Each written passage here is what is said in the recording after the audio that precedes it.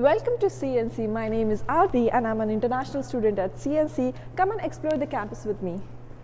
I usually start my day with tea or coffee from the cafeteria. You can also place orders in the cafeteria and they'll make food for you. So this is our gathering place. This is a great place to hang out with your friends, have fun and also decompress between classes, and a bunch of events are hosted all around here. So this is the bookstore. You can get your textbooks and all the school supplies here, or you can also get yourself a CNC hoodie or t-shirt just like me. Come with me to the Learning Commons. This is what we call the library. Check out books, book a private study room, or find a quiet space to get some work done.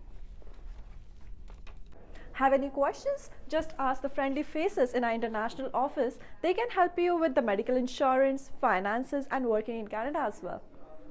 Now we'll visit the office of registrar. This is a place where you can pay your tuition or register for courses. This is also where you can get your student IDs. Behind me is the student services. If you have any questions related academic advising, career options after you graduate, or funding your education, this is your go-to place. I hope to see you at CNC soon.